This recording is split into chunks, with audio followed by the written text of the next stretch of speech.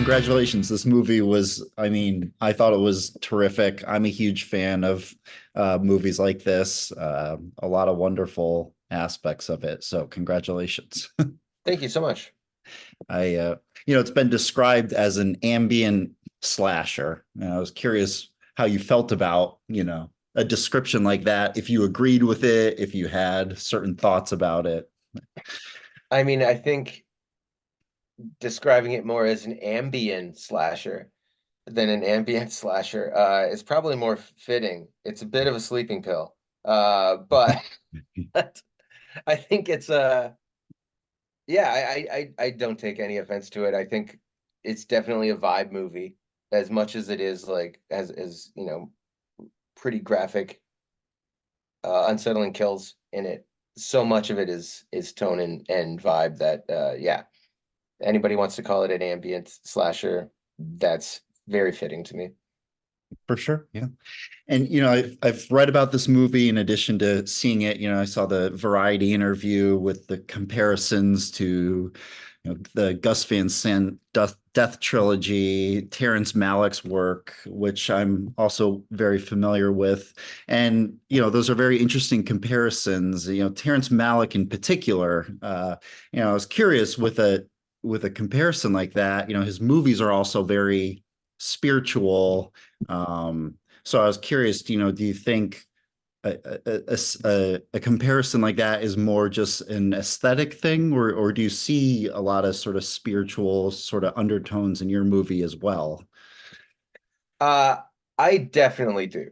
Yeah. I don't, it's like one thing that I'm never willing to talk about though, because I I feel I feel like if that's not coming through, uh, then it's nothing that I'd want to like directly say. Like, no, this is actually about this.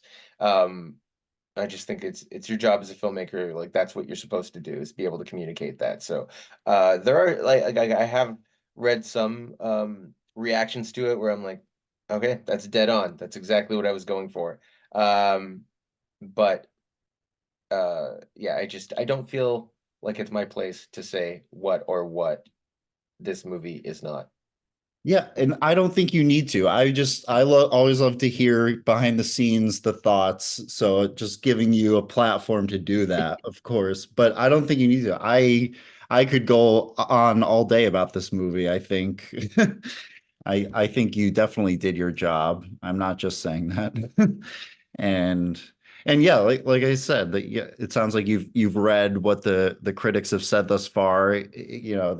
The one of the many highlights is just sort of telling a lot of this movie from sort of the killer's point of view. Would you agree with that? Is that sort of what you were kind of going for with your end result? Um, Um, yeah, I mean, now this is like not to speak too much as to like the emotional thesis, I guess. But I did want to show a slasher just from this point of view and kind of confront any criticism of slashers being like just killing time to get to set pieces of murders, which that's pretty much all this is. But I feel like if I can make that a little bit more, like heighten that somewhat into allowing an audience to just experience that and say like, okay, well, what is that exactly? Like, what am I going through right now? What am I watching? How am I feeling from this very objective seat watching this happen? yeah. Yeah, for sure. And that sort of brings me to my next question. Yeah, I read this and I sort of felt this way as well. This I feel like In a Violent Nature is a wonderful step in the direction of sort of redefining the slasher genre. And when in making this movie and looking back on it, was that sort of your hope all along or at any point? And maybe do you sort of hope to do that with future projects? redefining the genre or like, slashing down the conventional norms of the horror slasher genre? Not not at all, actually. Because I don't think it redefines anything. I think that it's basically reciting a definition of what a slasher is. Like we're not like I don't know. In 95% of this film is doing absolutely nothing new.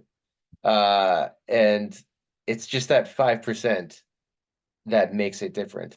But I don't think it redefines anything. And I think that, we rely on so many tropes that are established and we lean into them so hard uh, just to lift ourselves up to be where we want to be to make the film. So yeah, I don't think that it does redefine anything. And that was never the intent. Uh, and I'm not just saying that to avoid any fanboy ire. This Yeah. is Well, yeah, I'm sorry. That now that I think about it, sounds like a loaded question. That was not my Oh intention. no, no, not at all. Not at all. It doesn't seem like a loaded question. It's very valid. It's completely valid. Yeah, if anything, it's a compliment, of course. Um, but also, yeah, and I see what you're saying, and of course, watching a movie like this. I mean, I grew up watching, Friday the 13th movies like that. That the throwback slashers where they have the killer's POV. You see the hand reaching, to move the bushes out of the way. So, um, what when moviegoers see in a violent nature, I mean, if you hear people then say, "Oh yeah, it brought me back to the throwback movies of the 80s." I mean, do you hope that is the case? I mean, drawing parallels to the classic slashers. I mean, would you welcome that sort of comparison? That's an incredibly flattering comparison that I would feel would be completely unearned. Yeah, But yeah, yeah, absolutely. I would welcome that 100%. But it's still there's a whole breadth of films under all of those other characters where of this is course. just one entry out. So yeah, it's Yeah. very unearned. Yeah, or were there any along the, production process? Did you find yourself going back to certain movies in particular, more so than others? Yeah, actually, I mean, ones that we definitely revisited a few times, Gerald Cargill's Angst, Mhm. which Oh yeah, follows a serial killer uh, in much the same way, just throughout one day in his life after getting released from an institution. Um, that was definitely a huge influence, and also Alan Clark's uh, TV film Elephant, the one that uh, definitely had an influence on Van Sant as well, which just is a series of short character tableaus following unnamed individuals as they go through walk along streets and in corridors and in buildings and ultimately just kill people and leave. Um, those were both films that really influenced us continually going through it. right. And I remember that first movie you mentioned in the Variety interview. Yeah, that's a great reference, and yeah, yeah, that's great. And uh, is there another project you're working on sort of in a similar vein? Do you hope to do another sort of unique slasher like this, or is there another genre you hope to tackle with your future endeavors? Yeah, I really I don't want to talk too much about it, but I do like the idea of at this point in time, we've got a nice cinematic history that I think we should take more cues from music and just try to smash genres together and see what comes out of that. So that's anything in the future is kind of experimenting in that realm. I like it. And I also want to ask, of course, no spoilers. With the ending, sort of this whole movie is very contemplative, but the ending in particular, which I really enjoyed, I'm sure folks will be talking about it. Is there sort of a takeaway with the ending, or just sort of wrapping up a movie in that vein, something you hope to convey, as the credits roll at the end, moviegoers getting up from their seats like, oh, okay, like this is the lesson learned, or something about the creepy woods, or I feel like the ending, like the last, 15 minutes of the film are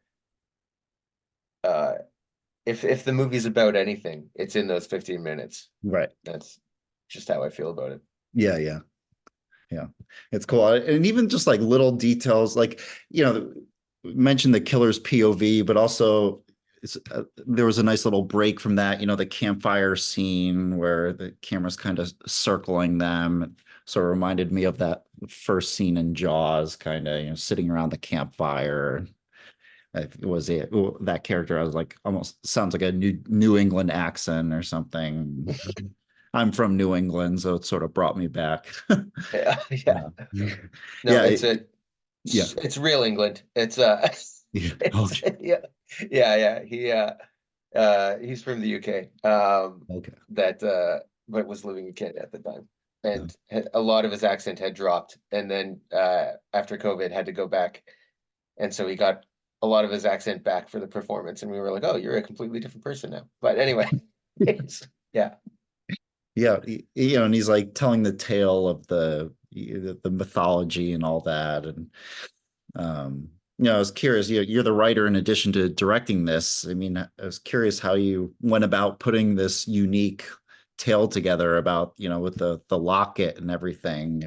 If that was inspired by, an old, you know, uh, scary story you were told as a kid, or a combination of things, or Um, Not especially. It was just, trying to draw back on, other slasher influences and the kind of like campfire tales that they're all inspired by. And also just tying it into the environment as much as we could. So like his whole tale was trying to also breathe history into the woods themselves that the film was taking place in.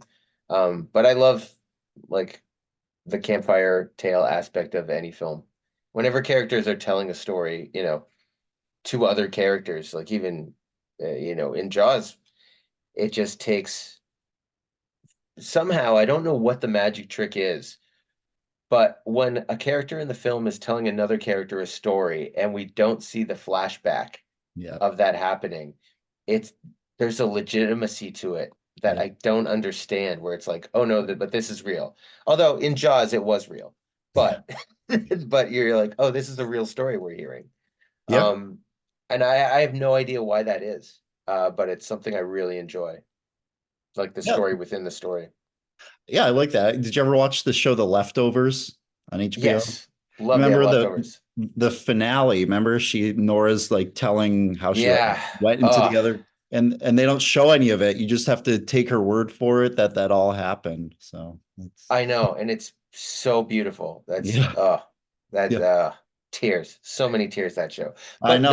that in that same respect, something like I think Hateful Eight, Oh yeah, when Sam Jackson's character is telling Bruce Dern the story of his sons, and we're seeing flashbacks of the story yeah, that completely takes all the energy out of those stories for me. Where I'm like, oh, now I see a little glimpse of it, and it just there's a lot less weight behind it. So yeah, yeah, I do really want to figure that out, what that yeah, is, why that yeah. happens. Yeah, I like it. And I also, there are some very, elaborate, ultra violent deaths in this. And I sort of talked about it in that past interview, and, with the log chopper scene, and, it's I was if anything you'd like to share about, building those scenes, on a production level. I mean, Was that like those specific killings, like was that your vision initially for each one, or was it ever a you know, a, like, did it ever become a situation where you're like in the moment something had to change because of X, Y, or Z budgeting, or like, oh, actually, I don't think we can pull off this, but what if we tried this sort of thing with any of those specific killings? Um, well, not to delve too much into like details to spoil it for anybody, but the log splitter scene was supposed to go on much longer and be much more. They're supposed to many more uh limbs were supposed to fall victim to that log splitter. But that was a situation where we're there. It was one of the last things we shot in the film. Um, and we were all set up, and it was like an overnight shoot, and we were just running out of time. So we had to make an executive decision, um, because everything was kind of like in a one take, like the whole body was rigged. So we had like one shot at everything. We had to make an executive decision to be like, okay, well, what's the minimal amount of um, limbs that we can get away with um, without kneecapping the gag so much. Yeah. And so it went from like essentially every limb uh, being utilized to what it ended up with. Right. So things like that. But in hindsight, oh, it's already like trying on on an audience's patience. How long that scene already lasts. So going any longer and having nothing to cut away from would have been uh really really happy mistake or a happy concession for sure. Right. And then those other killings, I mean, looking back on it, are you satisfied with how they looked, those other sort of momentous sort of Yeah, executions? yeah. Yeah. Everything else, I'm very happy with how it turned out. Originally, there's a death like in a lake, which was supposed to be much more extravagant, but like we were just running up against so many technical Yeah. issues that we reduced that down to its bare bones. Uh, and in the end, I watch it now and I'm like, oh no, this is how it should have been shot the entire time. Well, that's good. Yeah, Yeah.